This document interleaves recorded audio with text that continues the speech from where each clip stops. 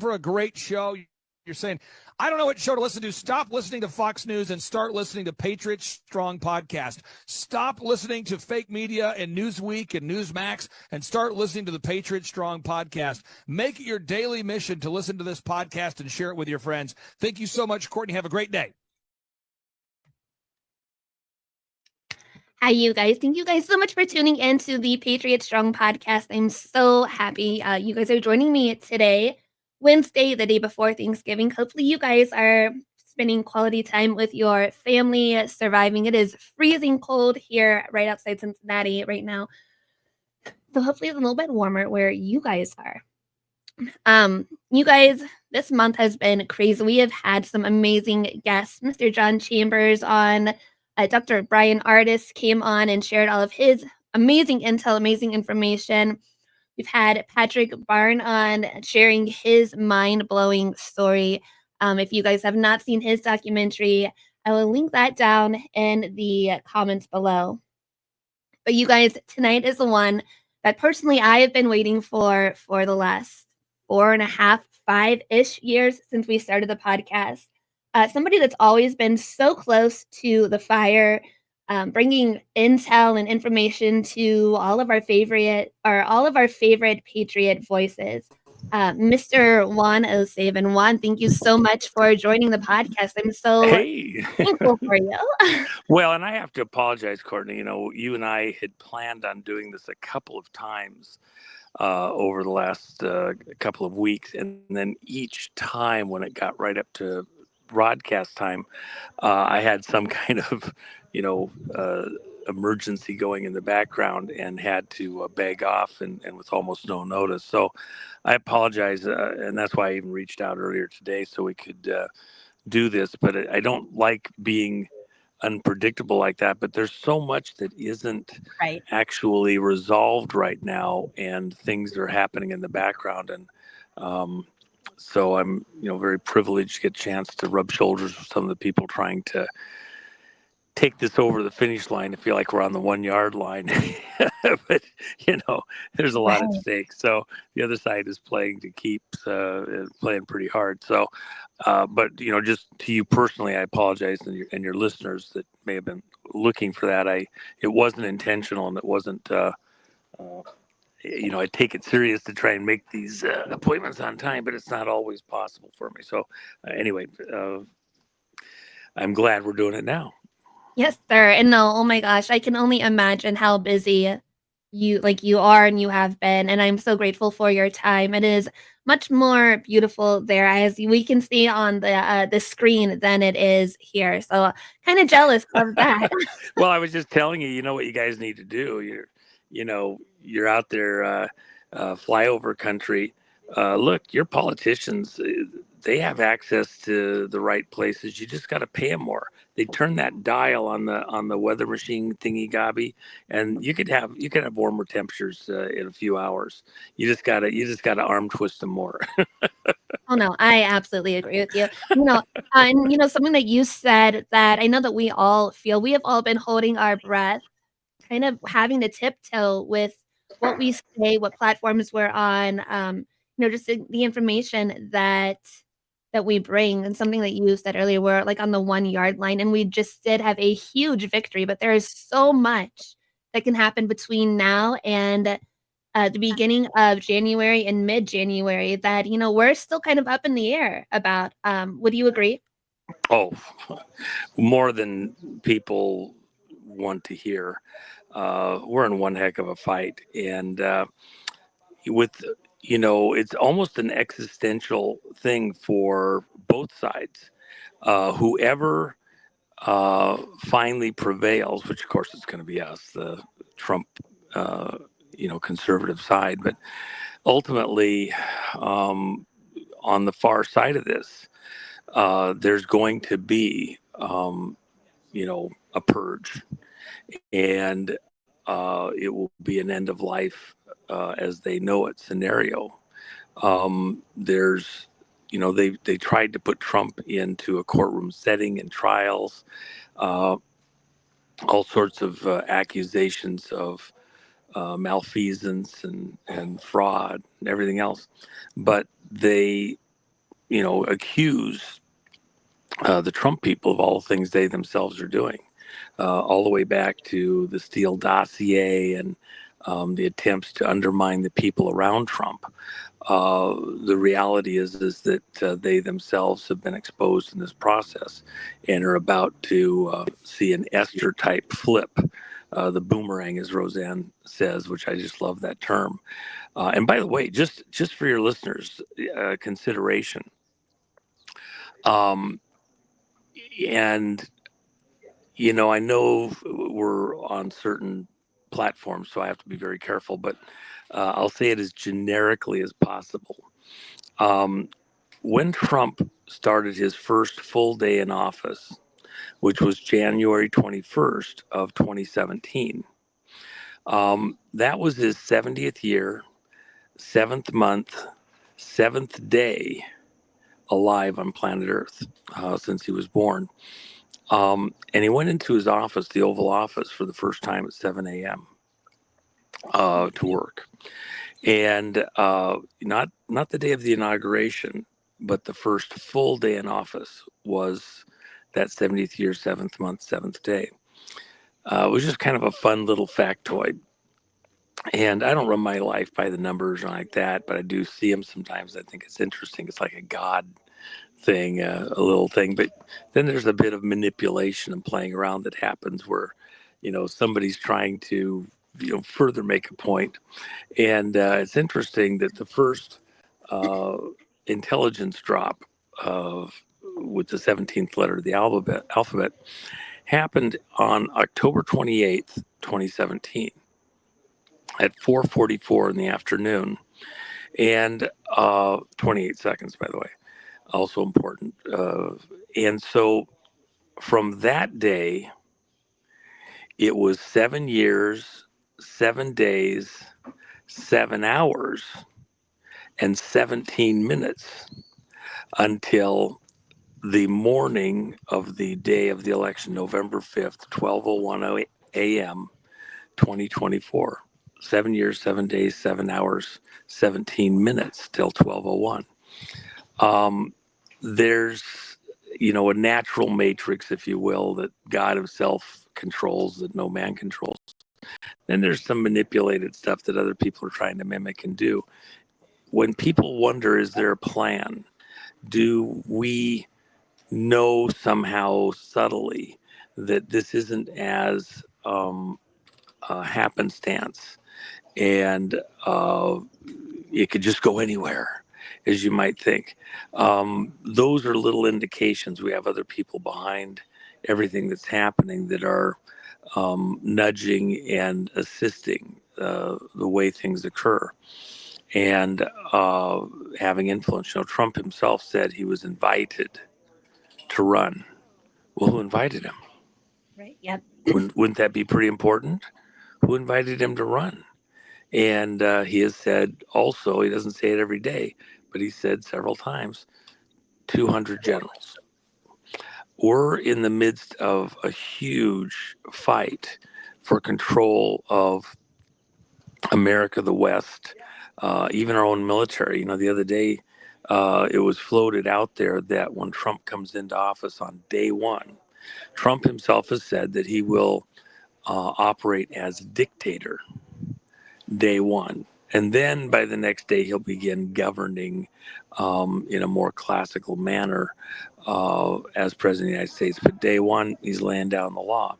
And one of the things that has been floated out there and is pretty widely accepted now is going to be a fact. He is going to medically discharge all of the people within the service, all branches of service that are transgender. He's going to medically discharge them. And they're not going to be left on the street. They're not going to not have any benefits or whatever. They'll be treated as any other injured vet and receive care and compensation appropriately, but they're going to be medically discharged. Why? Because we're in a moving even now further and further into a full-blown military threat. It's no longer patty cakes. What's happened in Russia and other places around the world has reached a level of crisis where one wrong move and we could find ourselves in, World War IV. I say World War IV because we won the Cold War. And that was some of the stuff that I was involved in. And that Cold War is, Soviet Union doesn't exist. We won it, and we didn't have to fire nuclear weapons. We didn't have to see, mass deaths. That was a behind the scenes, not fully seen. We're in that kind of a situation now today, where we are under. There's fights that still haven't fully been realized or happened yet, including in the monetary situation that's coming. Besides all the political stuff that's out there, so. There you go. And I may have to move just because we got a little bit of racket in front of me here. But No, if you're you you're notice absolutely too much, I'll fine. move. Something So, that I've liked that we recently seen, just like you said, that Trump is going to dismiss all of those in the LGBT, medical release, whatever. I well, he think that only said people, transgender. He didn't say that he was right, going to transgender, get rid of everyone else. It specifically was targeted right, at transgender. And the reason is because the presumption is, and it's still in the medical journals, that this gender dysphoria is a mental issue. yes, And the military is not the proper format to address that and to normalize that, especially when we're in this life and death scenario. So he's not putting them on the street. He's not saying anything horrible other than that they're not in that condition. Our protection of the country doesn't right. allow us to be operate like a hospital in that sense, physically or mentally. Right, and I think that's so important. I think it's time that we're seeing, and I think that it's time that we hire people that are qualified for jobs, not people that are checking boxes, just to fit specific roles that people are looking for. And something like that is really it's important to me. And I know that you don't know this. My audience does know this though. I was a kindergarten teacher for 8 years and targeted I'm gonna say fired for exposing an LGBT curriculum that was being normalized to talk to my 4 and 5-year-olds about. And, I'm glad that the country is stepping back in a different direction because I feel like if they would have won, it would have been normalized to, sexualize minors, um, starting at even, like, a younger age. And, just checking boxes for all of these people that aren't qualified, but, they fit the agenda. So I'm glad that, Trump's taking a step in the right direction to do that. Well, and we got here by degrees. Um, Moving back uh, the lines on these types of issues is a process, and certainly that percentage of the population that um, believes in that lifestyle, that is, it's not even all of that LBGTQ community. It's a percentage of them. Many of them don't believe in the sexualization of the kids Right. and these issues being pushed at earlier and earlier ages. It's not fully accepted within the community. And, what adults do is up to adults. But, these uh, trans parties and um, drag parties for young children is completely inappropriate. And those that think that it is appropriate, they're a problem. I don't care what anybody says. That's not what we're going to do here. And even from a divine standpoint, if you won't protect the children, if you won't protect those who are innocent or who, in their own physique and mind are unable to protect themselves, why would you expect God's protection? If you won't protect those that are innocent or unable to fend for themselves, why would you think God would protect you? We have to, the scripture is, who will be valiant for justice sake? You know, are you there because you get an attaboy, get a reward, you get attention from people, even attention from God Himself? Who will be valiant for justice sake? It's an injustice against an innocent child to use them as a tool in somebody's um, perversion, to sexualize them while they are still forming in their mind and opinions and understanding. And if you won't protect that, God's protection will not be on you. We as a nation are coming into great peril right now. And we're going to have to call out as a people for divine assistance and protection. It's not going to be men that save us from some of the things that are coming over this next year. There's going to have to be a moment in all of our lives where we're looking to God Himself to get us through the crisis. And, God defends and protects and stands in the way of evil where we have done that ourselves. He honors that and He watches for that. So if we want to make it as individuals or as a nation, we will do it because we choose to be on God's side for right. And we are decisive in that. We're not wishy-washy. We're not lukewarm. So, And that's something that I love. Everybody, I mean, and the Patriot in the Patriot community in our movement, they've realized, and even now, people across the country, people are waking up. They're realizing the last 4 or 5 years have been a spiritual battle between right and wrong. It's bigger than left and right. It's bigger than conservative and liberal. It is a spiritual warfare between right and wrong. And I feel like I've seen a lot of the younger generation, the college kids they're participating in these campus revivals, and they are focusing back on God, and God is becoming the center point of our country again. And I love to see that. I feel like, people are really understanding what we've been through and what we need and who we need to turn to really, save ourselves and save our country. well, before the Constitution came into being, the contract between those who would govern us and the people. That's what the Constitution is. It's the contract between government and the people. And it limits the authority of those who would preside over our mutual government, agreed upon government. But before that existed, it was this covenant with God Almighty that the pilgrims had in coming and founding and building out this nation. And that covenant involves a agreement between God and the people that were the founders of this country.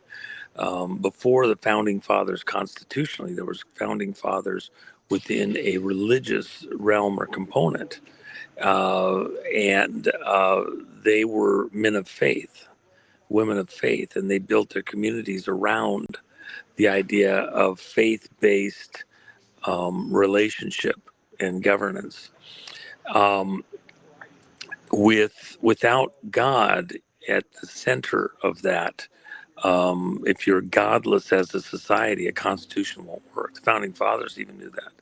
So we have to consider that our ability to survive. It says in the scriptures that God is the one who protects our abundance, protects our wealth. And whenever you look at the history of the world, wherever people turned from a godliness to things that were considered godless or an affront to God, they were not long for this world.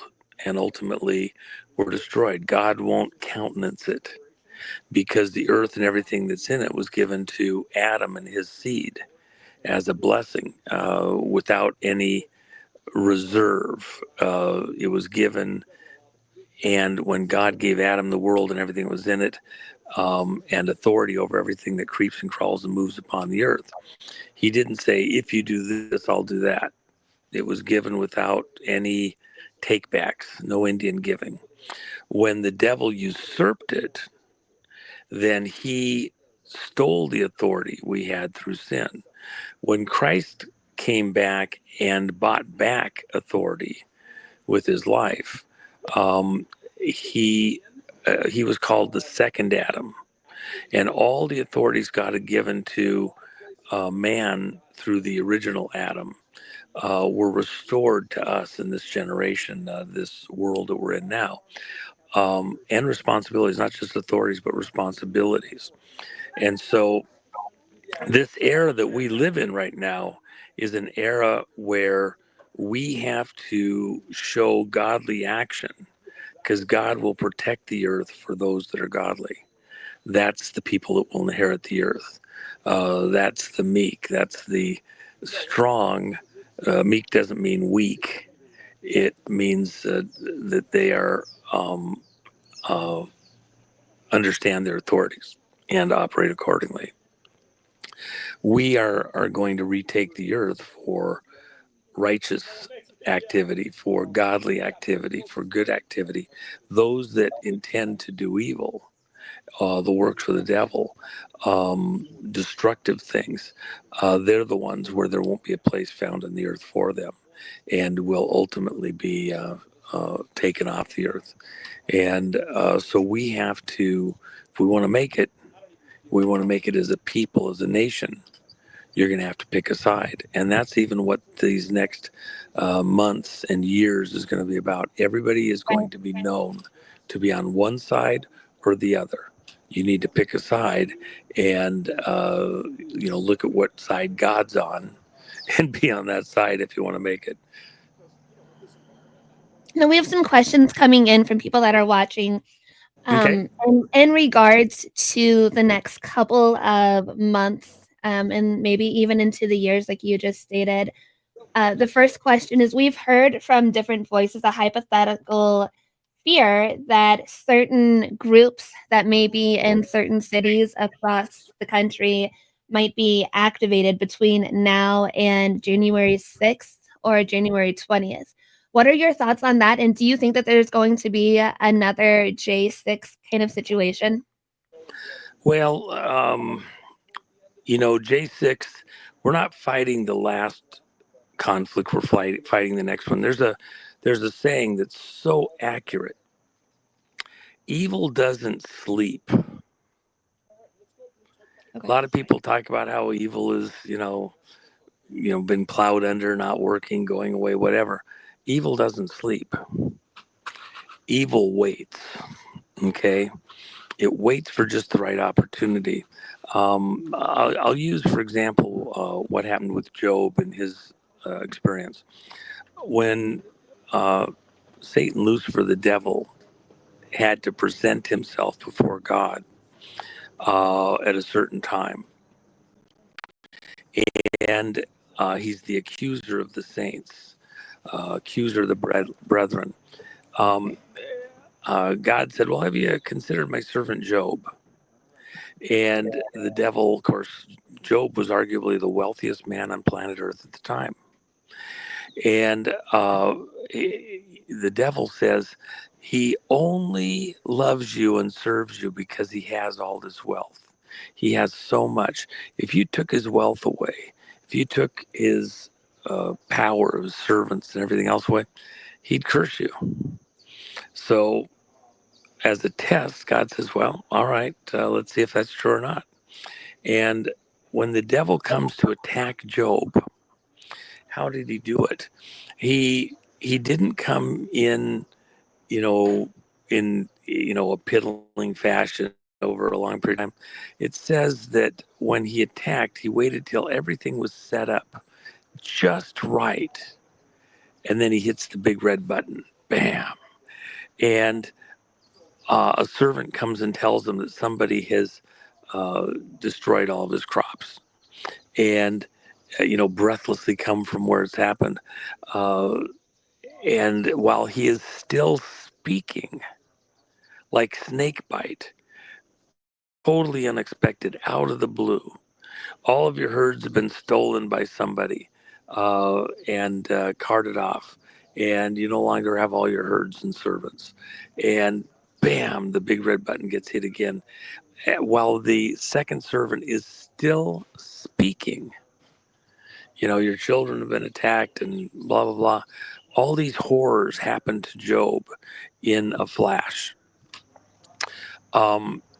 We have in America an invading army or armies of enemies, kind of like a Gideon's moment where the enemies are right outside, they're ready to attack, they've come together, they're different countries, and, we're going to have to shore up against them. And how could we win? We're so outnumbered.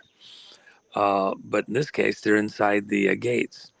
And it's not just the ones that would take up arms against the American people inside the cities, but those that provide cover just by sheer numbers and alliances for the ones who actually want to do evil or damage, which is only a percentage. Those numbers are pretty great. Why would you bring an army in here if you weren't going to use them? They're an option. And but if you're looking at an end of life scenario, control of the West, control of America, control of America's armies, our finance, our medical, any category that you might dream up. Why would you not use it if to not use it is the end of your life as you know it? These people, believe that they've got one shot at this, and so every tool in their toolbox will get used before this is over. And that invading army will certainly be attempted to be used. And there probably is, there was very extensive briefings that occurred that amped up from, once a week to once a day to a couple times a day in the days up before Election Day, including for President Trump, on a specific threat. It didn't happen because it was telegraphed out. I spoke about it even, that there was a specific threat that was looming. Enough people knew about it that I think the decision was not to pull that trigger. It's still looming out there. It could still be done at any time to disrupt the coming back into power of Trump on January 20th. But there's other options to be played. And one of them being the challenge that Trump is even constitutionally an option to be president because of the claim that he led an insurrectionist activities on January 6, 2021. And I think that is getting ready to be played. I think they'll begin the play before this Congress recesses in mid-December. And there's quite a few ways it can be played. I have a couple things that I think are how it's going to be played, but they're all speculative. Each side's going to make moves. They'll make a move, we make a move, they make a move. To say exactly what's going to happen is, anybody that says that, I think it's a falsehood. And it actually doesn't help. At this moment in time, you need to expect the unexpected. And the next moves will be things that probably you didn't anticipate, couldn't have anticipated, really. And so you need to take a deep breath, be ready for anything, everything, and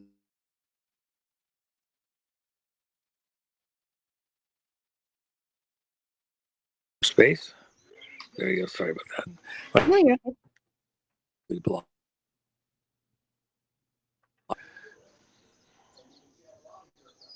So I have you there. Yeah, you're back Still? now. Yes, we're back. Okay, good. Okay. Yeah, sorry. StreamYard doesn't let me block calls and it interrupts us, so I apologize there. So I think within this crowd, rather than go around and tell your neighbors and friends this exactly is going to happen, that exactly is going to happen, generically they're going to challenge still Trump's legal ability to take office. They've got all this energy, just like I said, with an invading army. They have spent the last 4 years um, creating a certain narrative that Trump somehow tried to lead a rebellion in America on January 6, 2021, and to buy time and to say the Constitution says that, the Republican Party fielded a candidate that wasn't qualified for the office. And so we'll see how that plays exactly. And I've heard a dozen different scenarios on that.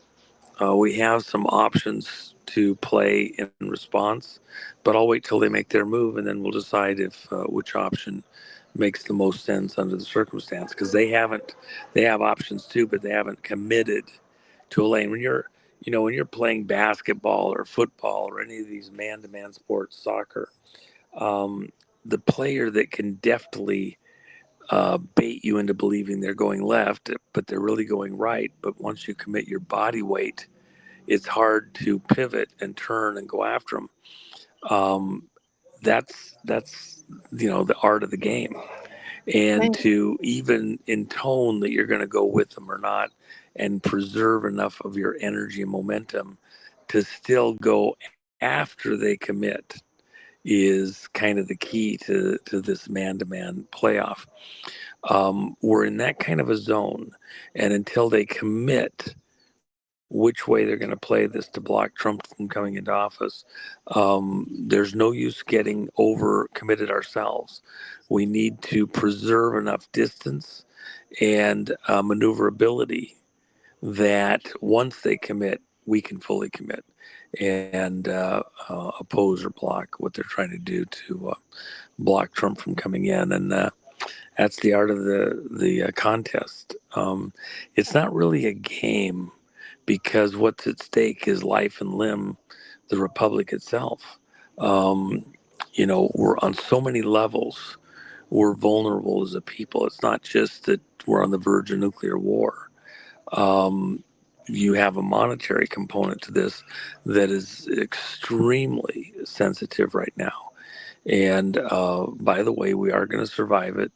The dollar is going to be morphed, but it's not going to get destroyed, and we're not going to have grandma on the street with no social security or anything like that. It's just that there is some huge dramas ahead there, and some safer positions than others to get to the other side of this. But this is about preserving America, not sinking it. So all the doom and gloomers that think you're going to wipe the dollar out to the ground, I've never said that ever.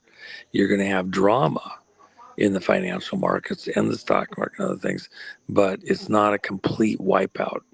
It's not even exactly like 29 and 30, 31, 32, 33. It's a bit different. We have to maintain momentum as a people, and in certain categories, it's going to be pretty dire. But on the whole, we're going to get through this. Country's going to keep moving, and we're going to have a way to rebuild by pumping in new directions on energy. Energy is the key. Energy makes the world go round. And then domestic dollars versus offshore dollars. And it will favor, in fact, it's been doing that all the way along. A lot of people that think that this is a complete wipeout on the dollar, it's foreign held dollars that are going to get hurt worse than anything else. So it's a longer discussion, but and we'll have it. But now's not that exact moment. We got to get through the reseating of President Trump and then the fight against Trump on the far side of him taking office that's global, that's outside of U.S. politicians and businesses control directly, the way that we manipulate the Fed from our side and the other financial groups across the world. It's a huge fight. It's going to be epic. I know a lot of people are. They are on their, the edge of the seats. We want to know what's going to happen if the other side is going to try and stop Trump from taking office. What all um, can we expect between now and then? Like, do you think there's going to be a martial law put into place, or do you think a nuclear war is going to happen and the transition of power will not happen or be stalled? What are your views on that? Well, again, you have Trump was invited to run. There were um, plans and strategies in place before Trump even announced that he was going to run as a candidate that had been being formulated and gamed out, um, ultimately using AI and supercomputers to run the simulations to um, find out what had a prayer of working and what didn't, especially on authorities. Because you have an internal conflict within the U.S.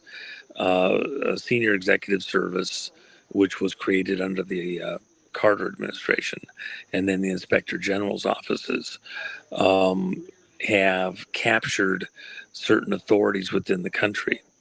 Cheney, every time he had a fake heart attack and, said he was running the shadow government. Well, he wasn't actually kidding. Over there at SCS and those people in that position. And it's a direct challenge against the people within the Cheyenne complex system, NORAD, and who runs the country after a mass casualty event, which arguably we've already experienced the main event. Anything from this point forward is actually an attempt to carry it further. And that's kind of a not completely understood aspect of this. Um, so we have huge dramas ahead on that are legal dramas within at the nation state level, as well as internally within our nation, not just between nations who interfered in our election. Of course, you've had Patrick Byrne on, and by the way, Patrick is getting some medical treatment right now, and in Qatar. He's a very close friend and ally. Say a prayer for him. You know, Definitely. prayer changes things. Let me just add this one little thing. All these things that we're talking about, prayer changes things. If you don't believe that, then you probably don't get any of what's going on in the world around you. How many of you, even if you don't talk to God every day, you're not like hypersensitive to spiritual things or whatever, but in a moment of crisis, a loved one sick, a dire emergency personally hasn't stopped and please God, help me. And I actually think that more often than not, even people that aren't super spiritual or that connected, they've had an experience where God showed up and let them know that, I did this for you. I got you through this. You asked me this, you know, and I did it. And sometimes people become forgetful or whatever. Most of the time, people remember uh, God's there and you're praying. He's answered you. We're going to be in a situation where we're all going to be saying a prayer. It's going to be very personal. And by the way, in hell, people spend more time praying than they ever spent in this world, times of a quadrillion.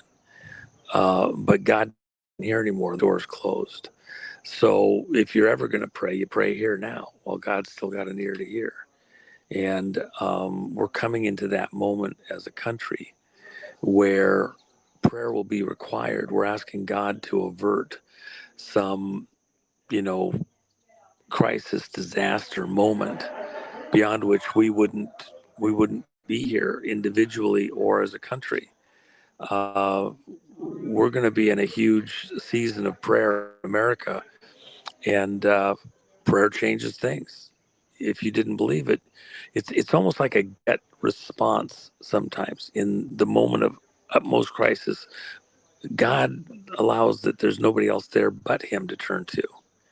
And, we're not going to get through this moment ultimately because of a bunch of smart military guys or Trump or any other thing. This is a God Absolutely. moment. He won't share his glory with any man, but he does want us to turn to him, and he creates this kind of a moment where in the context of it we have to choose. Do we do what the devil wanted with Job and curse God and die, or do we pray for grace and guidance, and yea, though I walk through the valley of the shadow of death, I will fear no evil, um, because God's right there. And ultimately, who else can we trust?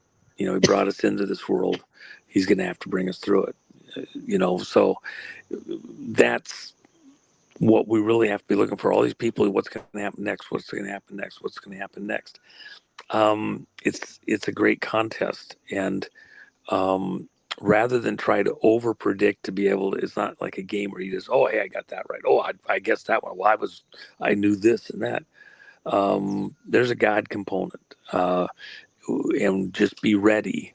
It's going to be different in different parts of the country too, by the way.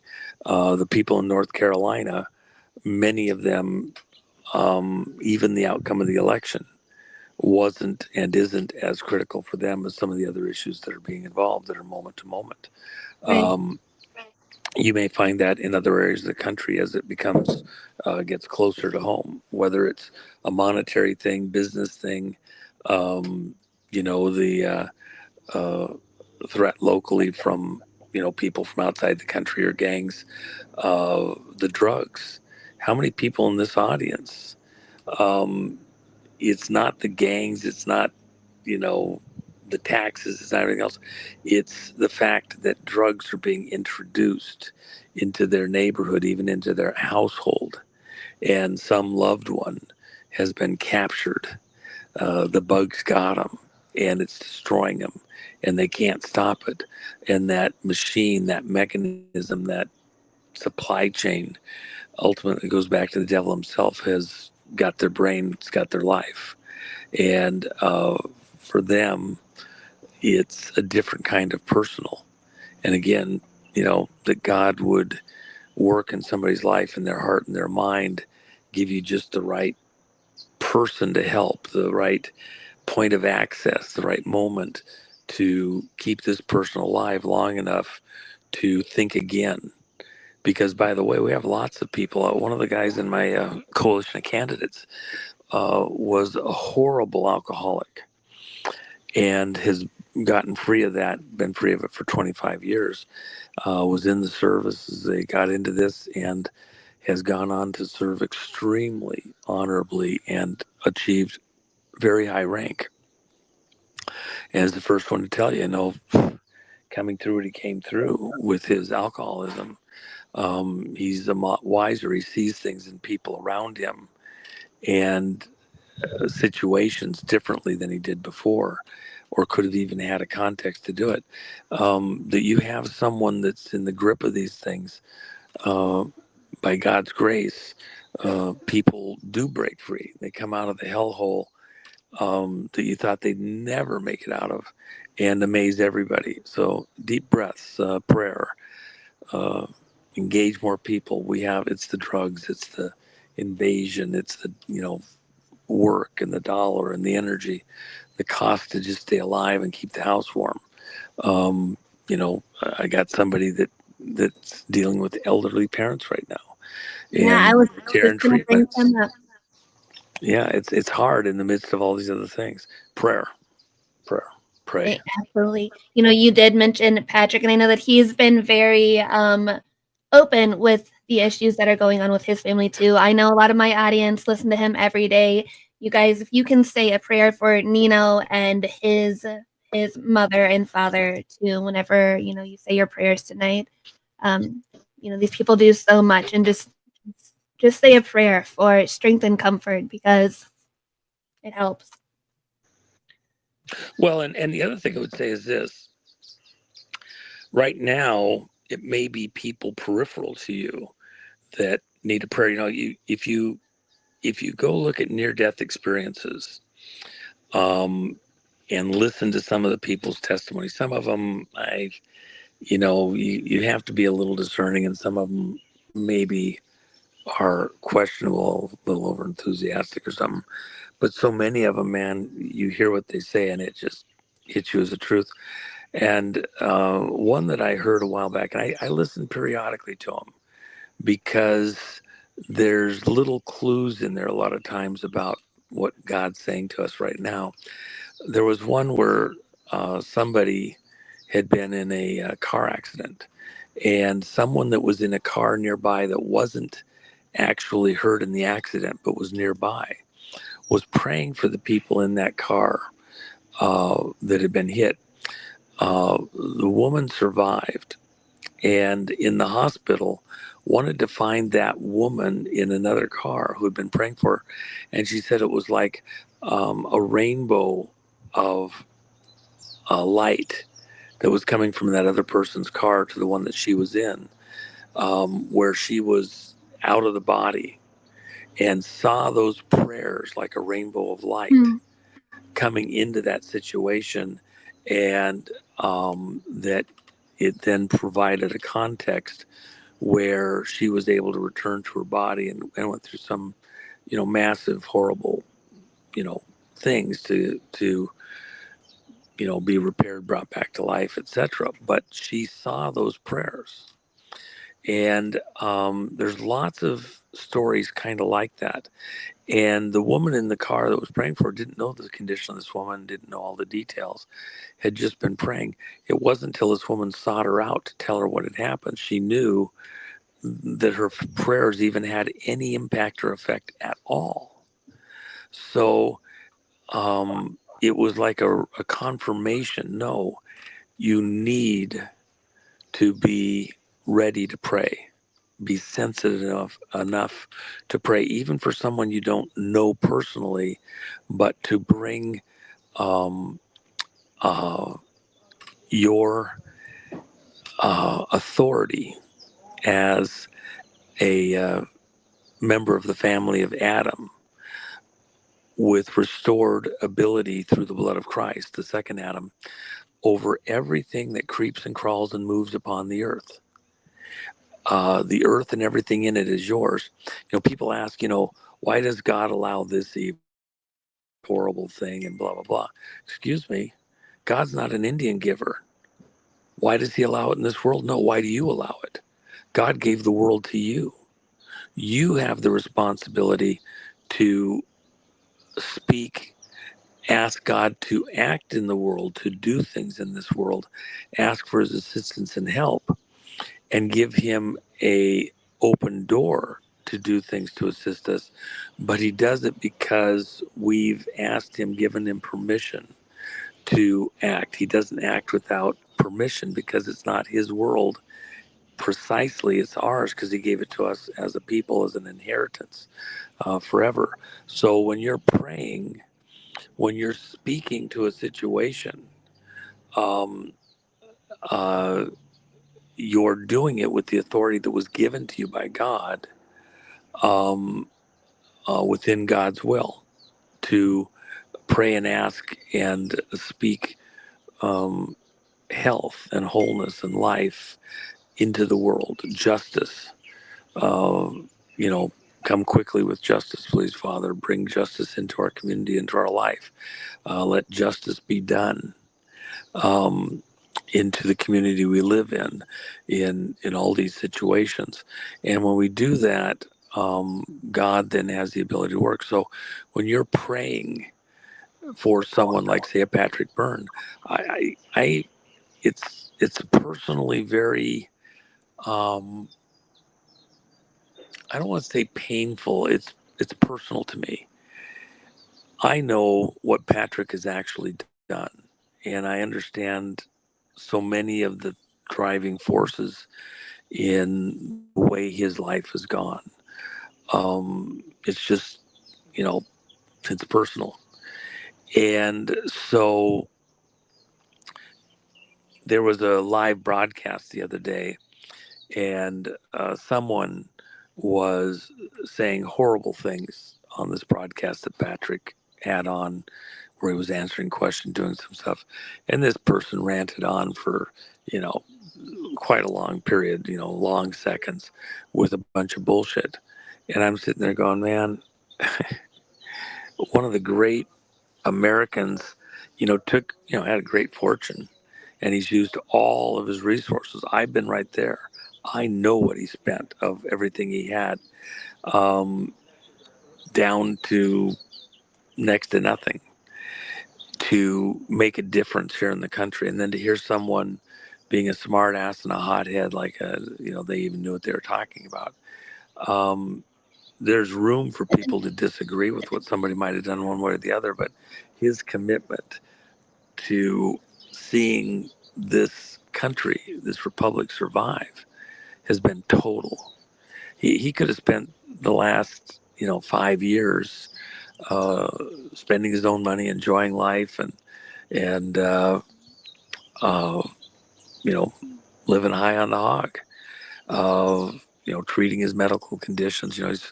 He's a cancer survivor uh, for 50 years of his life, and I asked him personally. I said, no one can tell your story like you can as we get into the next phase of what's coming on in the country and the testimonies and arrests and like that.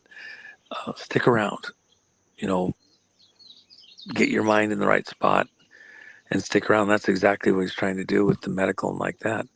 Um, we need him around. And so our prayers for him are not moot. In fact, I would say they're a little bit selfish. Please endure this a little bit longer, get through this current medical situation, and be there for us to not only witness for himself the fruits of all his labors, but also to help finish the job where he uniquely had involvement, access into certain things that were done uh, in the intelligence community that will need firsthand testimony as we get into the trial phase of these things. Somehow video falls flat, and I, endure, get through it, stick around, you know, stay here. And sometimes people survive medical stuff because it's a choice. I remember a near-death experience with one of the doctors that had this happen many years ago, wrote a book. And Christ himself stood there with him and said, you can come now and be in this beautiful place, or you can stay. There's still stuff that you can do, but you have the choice.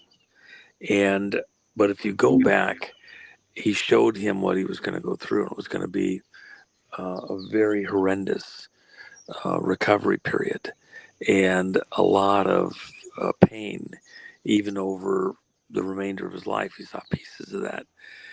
But I do need you to do certain things still that you have for your mission, or I'll have to have somebody else do it. And so this person wanted to stay, but then was compelled to come back, come into their body all torn up, endure the pain of recovery and the time, rehabilitation, and then went on to do amazing work over the remainder of their life for about a decade. It is a choice sometimes.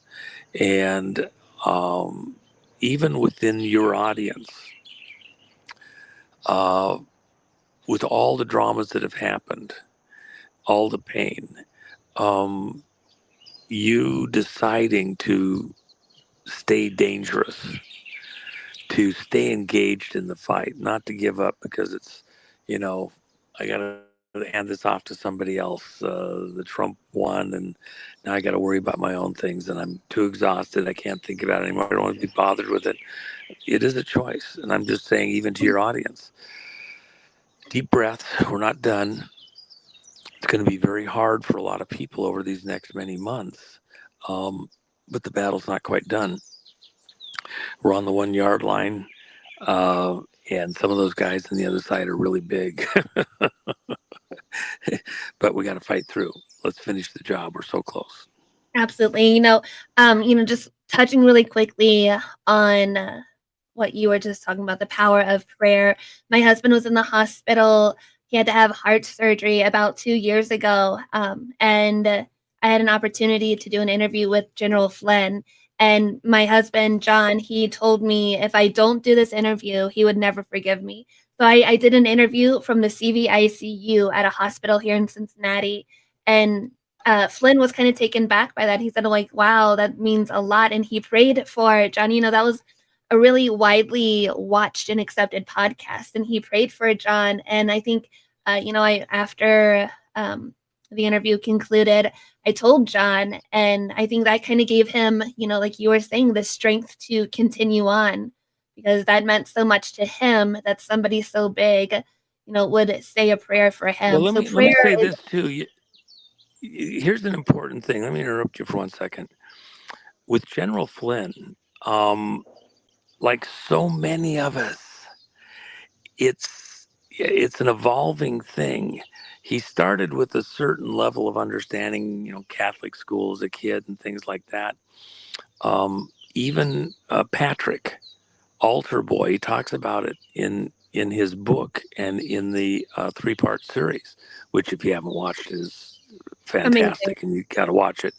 But you have a certain level of faith and understanding. But remember, he said the prayer that got him all in trouble, and it was something from Catholic school, and it was construed as being, wonky, and it ties into a Masonic thing and all that. A little bit of grace here, everybody. We're all kind of finding our sea legs, and he had a recommitment to Christ that happened only a short while before that, in the midst of all the crisis he was in. He himself has grown, I think, amazingly through all the dramas that he's gone through in the last 8-10 years. And we all need to have a little bit of grace. Sometimes we do something that's not quite exactly, didn't come out the way we intended it or we're hoping for. But I'll tell you this much. The General Flynn of a decade ago or even 2 decades ago is so different from the man that's there today. And with the process, everybody in this audience really can say the exact same thing. We're all so different than we were. And there's a lot of people that have gone to the wayside, given up, don't want to hear, even all the hosts that were there a decade ago, 5, 6, 7 years ago, and right now, it's been really screened out. And the ones that are still here and the new ones that have arrived recently, they're going to preside over something that's going to be absolutely stunning. And the leaders that are present, I personally, I like Flynn. I didn't think he was the right person for president. I didn't think that Robert was the right person for president. But they each have very unique insights, history, knowledge, where the bodies are buried, if you will. And they are 1,000% true patriots. I get questions all the time. Is Flynn part of the other side? Is Flynn? No. True patriot to the bone, to the last ounce. absolutely. Has he had to make some adjustments and things like that? Yeah. He was trying to provide an option for us in case Trump didn't make it. Remember, what if that bullet had been off by another half an inch? you might not have a President Trump or even the opportunity. Who would have been in the wings? He was trying to preserve an option uh, in case anything went wrong. That's not wrong. That's not treasonous, traitorous, disingenuous amongst friends. He had a particular perspective. Um, that said, Trump, Trump talks to him, multiple times a week, most of the time, at least once a week, and gets sites. Flynn has some that are unique to him. I don't want advisors around any of us that are just yes men. That we're in a OODA loop, we're in a bubble, and we're only hearing what we want to hear. I need people that give me insight from perspectives that I hadn't considered or I hadn't given much weight to. If they have a strong feeling and can explain it well, sometimes you have to slow down and listen to something that might not have been what you were looking for. And Flynn has provided that faithfully. So, um, and coming back to the spiritual side, I think the Flynn of today, having gone through these things prayerfully, I might Yes. add, has he is a much different person in a positive way than what he was years ago, and he's still the same guy, but it has brought him into focus in a lot of ways. I would say the same thing about Robert Kennedy. I would say the same thing about probably everybody in this audience. So God's gracious with us. Let's be gracious with some of these other people. If there's a difference of opinion, that's not bad. That's healthy. And because they have different perspectives, different histories. If we totally agree on everything 100%, one of us isn't necessary.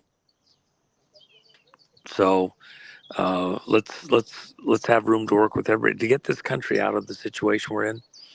I'm going to need all the praying moms and all the rocket scientists and all the uh, legal constitutionalists and all the guys with nanoscience expertise, uh, uh, military expertise. We need everybody. God's going to use this whole fabric of people across this nation, each in their own unique way, to do his purposes, which is not only to save America through what's coming, because we're not through this for ourselves, but also so that we can then turn and go out into the world to do reparative work where our own energy, our resources have been hijacked. Pirates have gotten control of the helm of the ship of state through piracy, through theft, through fraud in the elections. And now we are step by step going to retake control of the helm of the ship without letting them destroy the ship or run it aground on the reef and destroyed. We're going to get control of this, and then we're going to imprison those pirates, try them, and deal with them accordingly, according to the law, by God's grace. Make it so. Absolutely. I could listen to you and your intel all night. I extend an open invitation anytime you are free to come back on and kind of give us that support and that information that we need to, still hang on to. So many people have been hanging on to what you've been saying, these past 4 years. But I appreciate your time. I just thank you for all that you've done and all that you've helped, since we've been living through this Well, and last there's a lot going on behind period. the scenes. I wish I could talk about everything. There's some amazing things. I try to hint at certain things a bit, but a lot, it's dark to light. Um, it's still all about, by the way, the 2020 election. Um, I believe what is going to happen is they're going to take us back to January 6th of 2020 with the claims that Trump led an insurrection. They can't. That's why this silence right now. They're getting ready to do snake bite and get closer to those states with less room for us to maneuver. And so I think we all prayerfully need to be ready for a lot of surprises. And then in the course of that, don't get overly swayed or upset. Justice will prevail. I do think that there's at least a slim possibility that we wouldn't have the inauguration on time. And, the original inaugurations were on March 4th, and it got Right. moved back, in the last century. So I think that, there's some drama that may seem just out of this world that would happen. This audience and others like it need to be steady at the wheel and not run wildly in the emotion of the moment. Be prepared to be the steady hand in the midst of this, and amongst your family, amongst your friends, amongst your business people. Don't be part of the problem, be part of the solution, including even calling others around you to prayer where we don't necessarily understand or know exactly what's going on. Some stuff won't be known right at this time, it won't come out till later. But the storm isn't just about things that have happened to get to this moment or even just the next few weeks and months. The storm continues out through this next year on many, many fronts. And but there's a far side to it. And after the storm, and by the way, we're already working, and I've invited a few people that many of you would know out through the community to join me in the planning for a huge block party in the fall of 2026, and some that will precede it before the big one, which we do from Vegas. And we'll talk about that when the time's appropriate. It's not for this moment, but just know that as desperate or dire as it may look or feel, even over the next many months, we're already planning for the far side. It's going to be epic. It's going to be great. The best part of a Trump rally is just hanging out with other like-minded people. Absolutely. And we're going to have some great times ahead. Prayer required to get there. I'm so excited for what's to come. So many of us have been holding the line. We have more people coming in that are going to catch the replay of this. Did have one final non-political question for you. If you even do that, what is your favorite NFL team? I used to really follow football a fair amount. It was a great diversion for me. And part of it was, and I never followed it like every team or whatever. I just enjoyed Monday Night Football because I hung out with friends and like that. And it was a relief. And I tried to schedule my travel even around getting to be around on a Monday night for football. I remember all the way back to the Howard Cosell years and like that.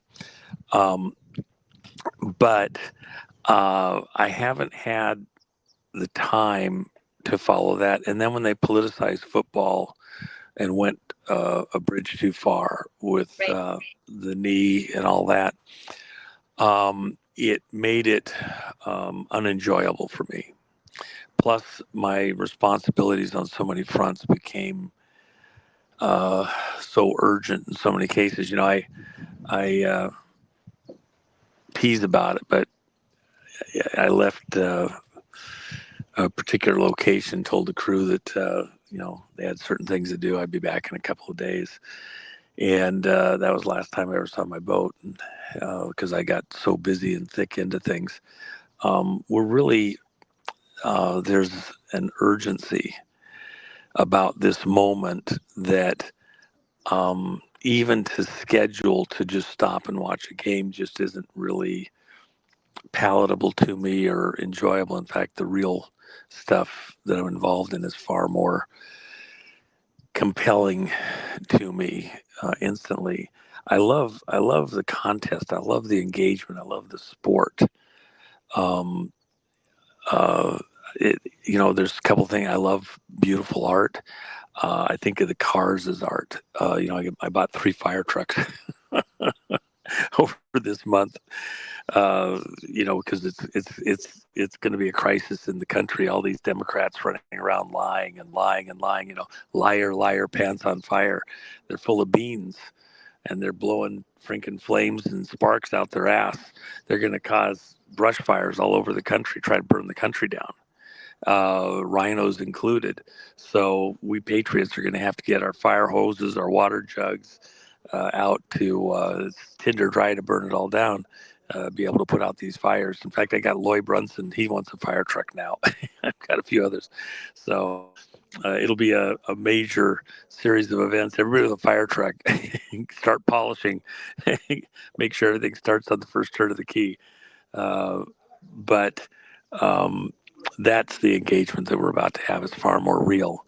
And then hopefully we'll return to an era where we can have our pose to consider these things. And by the way, the other thing I will mention, just the way it is, the halftime shows and the really the horrors portrayed in it, just like you have at the Olympic opening and closing ceremonies, where there's so much Baal and Moloch worship included in it. You can go look at the halftime shows and then the analysis by some of the people looking at the true meaning of the imagery that's included.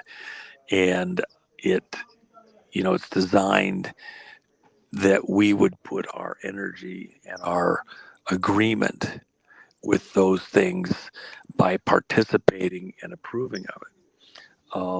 It's wrong.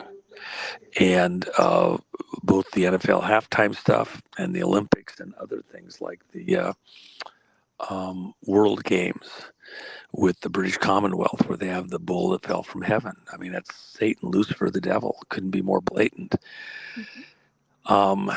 These are captured operations by the people that have put the world on its head and trying to enslave us all.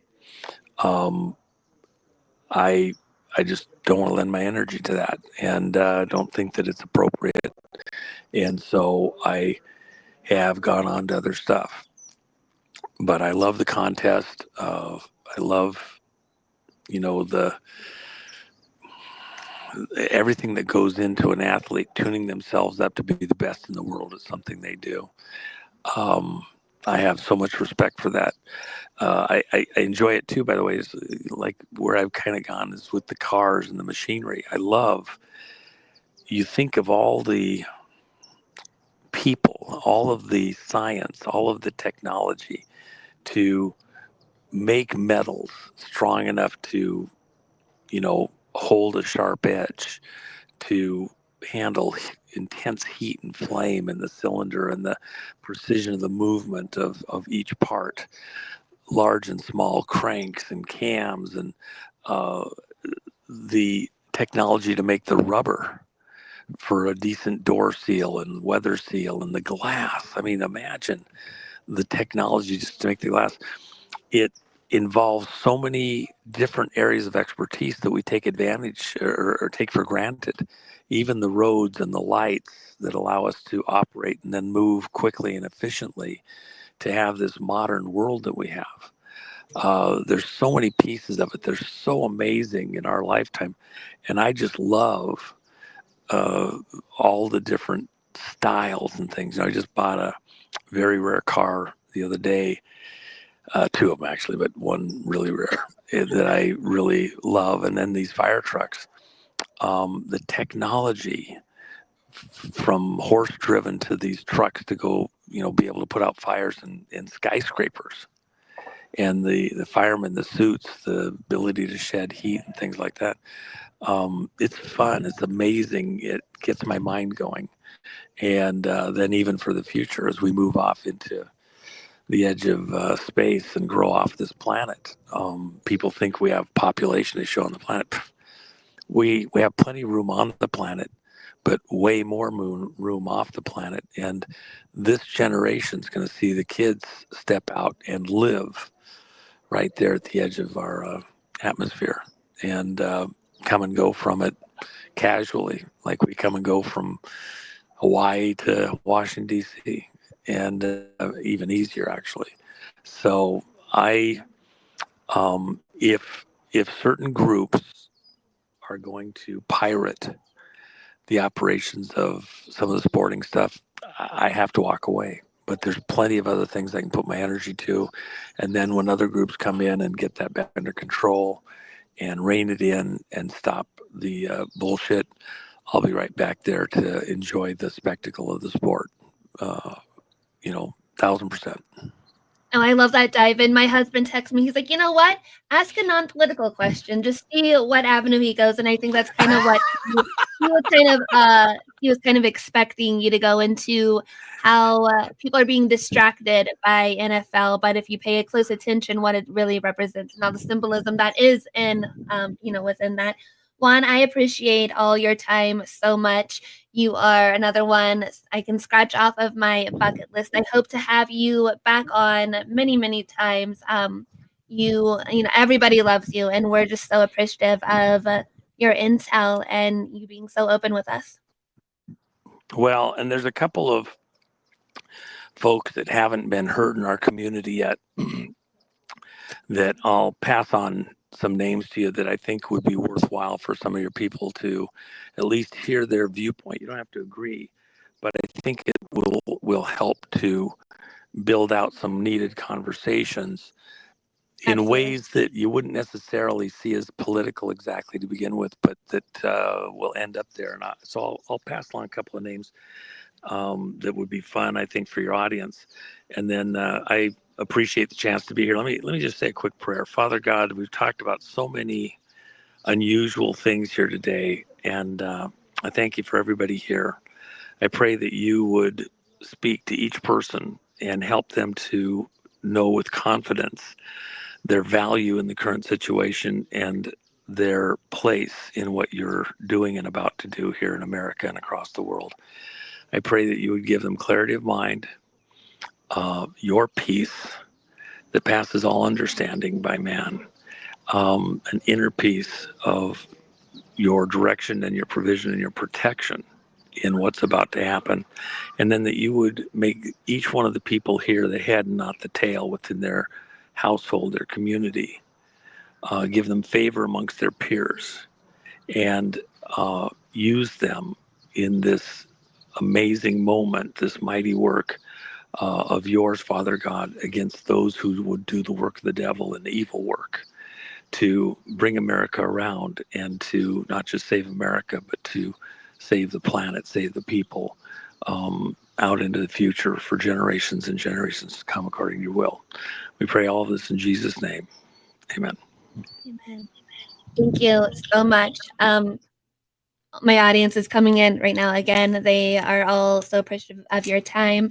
Juan, thank you so much, and I hope that you and yours have a wonderful Thanksgiving. Stay safe, and we'll see you again soon. You guys, thank you so much for tuning in. I know that you've been anticipating this interview, and it was well worth the wait. I enjoy it always. I'll be back again soon, and you've got me on speed dial. If there's something that I need to jump in on or provide a position or clarification on, you can get right to me, and I'll look forward to it. Appreciate you. You guys, thank you so much for tuning in. Make sure that you are subscribed. Make sure that you follow the podcast wherever you are catching this. iHeart, Spotify, Apple, wherever. And God bless you. God bless this country. And together we're Patriots strong. Bye, guys. All right. Bye.